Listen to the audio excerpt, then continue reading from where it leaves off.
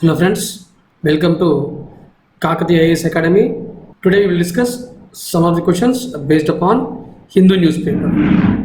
The first question, consider the following statements. The Chief Justice is appointed by President after consultation with such judges of Supreme Court and High Courts as he deems necessary. Second statement, Parliament has the power to modify the application of order or decree as issued by Supreme Court. Right? So, which of the above are true? So, both these are true. Both the statements are true. So, it is the President of India who appoints the judges of Supreme Court.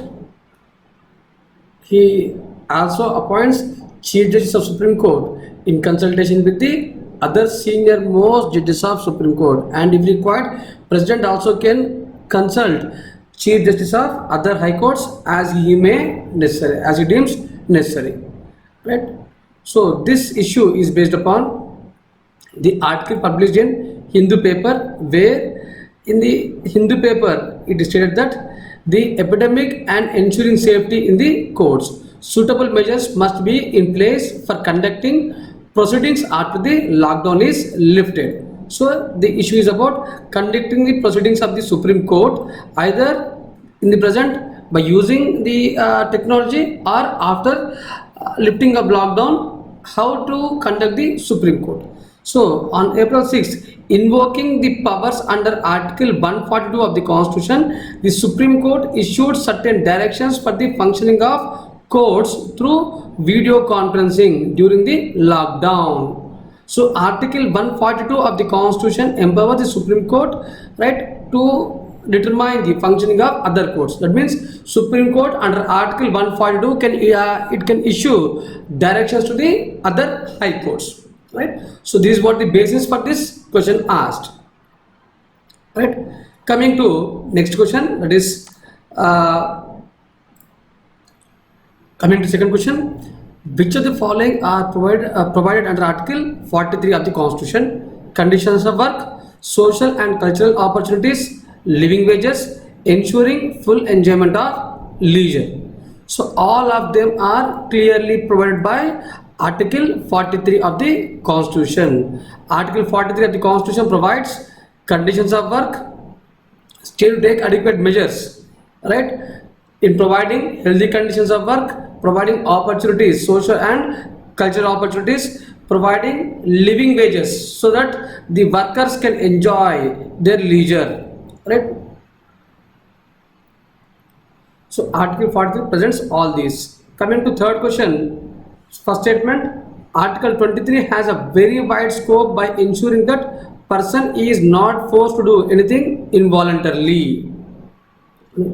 Forced labor means that it would not matter if a person is given remuneration or not, as long as he is forced to supply labor against his will. Right? So first statement, that is Article 23 has a very wide scope by ensuring that person is not forced to do anything involuntarily. So whatever an individual does, it should be an voluntary effort. So first statement is correct. Forced labor includes that even if a person is given remuneration, or as long as he is not forced to supply a labor against his will, right? So both these statements are correct. So there is a much debate on Article 23, Article 23 as well as Article 43 of the Constitution, because of the relaxation in the labor laws sought by certain states, particularly the states of Uttar Pradesh, Madhya Pradesh, right, where Madhya Pradesh went on making the working hours for 12 hours. So it has extended the working hours from 8 hours to 12 hours. So it is in this context these questions are framed, and even in Hindu paper questions were asked on the issues were raised on this issue. An article published in Hindu paper, that is equal freedom and forced labor. Right? So in this article there is a mention about both this Article 23 as well as Article 43 of the Constitution, and even there is a mention about the case study of PUDR versus Union of India case. People's Union for Democratic Rights versus Union of India case, where Supreme Court has gave an order to address the exploitation of the workers, right? Particularly the migrant workers as a part of constructing the Asian Games village, right? So there is a Supreme Court direction, right, of clearly protecting the rights of workers. That is, Supreme Court directed not to exploit the migrant labor. So this is what about the question. Coming to fourth question. Fourth question is on states bordering with China. Which of the following states share border with China? Himachal Pradesh, Sikkim, Uttar Pradesh, Uttarakhand, and Uttar Pradesh. So, of these four states, it is Himachal Pradesh, Sikkim, and Uttarakhand which share border with China. So, it is 1, 2, and 3. Alright.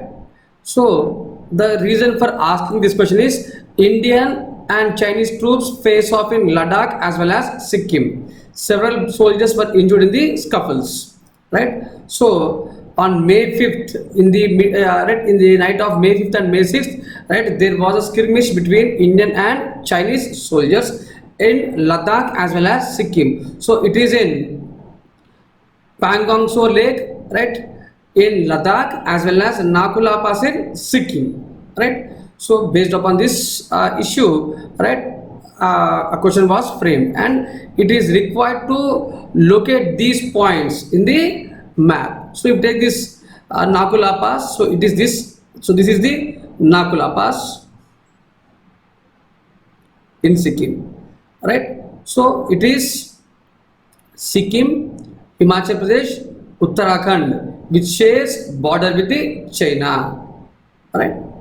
Coming to fourth question, states sharing border with China and Nepal: Bihar, Sikkim, Uttarakhand, and Uttar Pradesh, right? So it is only Sikkim and Uttarakhand, which shares border with China and Nepal.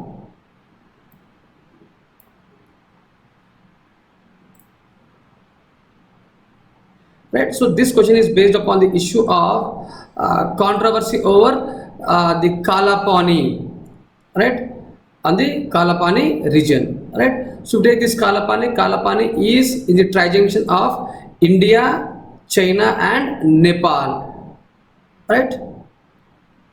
So there is a lack of clear demarcation of boundary between India and Nepal over this Kalapani region. So Nepal has two trijunctions with India and China. The one is in dispute now, that is in Lipu Lake. So this is what Lipu Lake, this is Kalapani, this is a point of trijunction, right. So in 1816, the Sangauli Treaty signed between Nepal and British India identifies Kali River as the Nepal's border with India. Nepal claims the river to Kalapani's west is the main Kali, and thus Nepal has territorial rights to it. Whereas India holds that a ridge line to Kalapani's east is the border, thus Kalapani falls within its territory. So that is what the claims between India and Nepal. Nepal says that Kalapani's west is the main Kali, so Kalapani becomes a part of Nepal's territory, whereas India says that Kalapani's east is the main Kali river, so Kalapani belongs to India. So this is what the controversy between Kalapani and between India and China, India and Nepal over the issue of Kalapani. So to try to locate this Kalapani, so this is what about the Lipu Lake, and this Lipu Lake was recently opened, right, by the Indian Defence Minister in order to facilitate faster uh, access to Manasarovar Lake, right? So this again, this was in news. The Lipul Lake Pass was in news because it was open for pilgrimage, right? Who want pilgrimage visiting the Manasarovar Lake, right? As well as Mount Kailash, right? So you can see all these points in the map.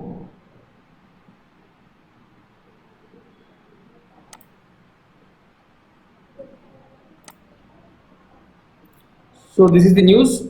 So Nepal to beef up border security, move follows row over Kalapani region, right? Kalapani region, right, is a controversy. It is a controversial dispute between India and Nepal. So the Kalapani region is claimed by Nepal, but India has been maintaining that the new political map of 2019 shows Kalapani as a part of Uttarakhand. The Defense Minister Rajnath Singh on Friday inaugurated a link road to Lipul Lake that will reduce the travel time for pilgrims to Kailash Mansarovar region. Right. So this is what the news that has come up. So based upon this, this question was framed. Another coming to sixth question. Sixth question is on ELISA test.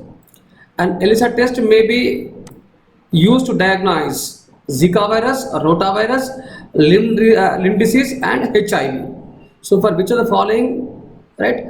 ELISA test is used to diagnose, right? So, it is all the above. ELISA test is used to diagnose Zika virus, rotavirus, limb disease, and HIV. So, this ELISA test is in use because the NIV, National Institute of Virology, develops a test to detect antibodies, right? So the National Institute of Virology, located in Pune, has developed an immunological assay, enzyme-linked immunoabsorbent assay, shortly called as ELISA, to detect antibodies that body develops in response to infection by SARS-CoV-19 2, right? The test will detect antibodies in blood samples, right, where ELISA is routinely used for detecting HIV infection. This is for the first time India has developed an indigenous ELISA test for coronavirus. While ELISA test for coronavirus was already available in other countries, procuring them in large numbers may be difficult and challenging. So it is in this context India has indigenously developed, right, ELISA test. So ELISA test is based upon detection of antibodies, right? So previously there was usage of RT-PCR, that is reverse transcription polymerase chain reaction test, which detects RNA of the coronavirus, right?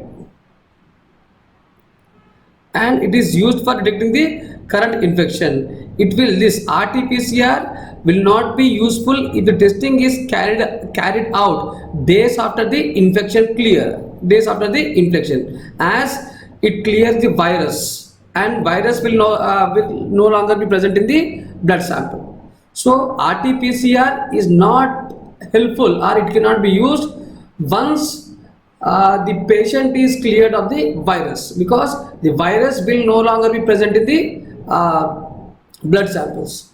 Whereas ELISA test, right, it detects antibodies which are still present in the blood samples of the patients who are cured of this COVID-19. Right? So that is what the major advantage of ELISA test. Right? So these are the questions which are in news. Right? So I hope you have understood. Thank you.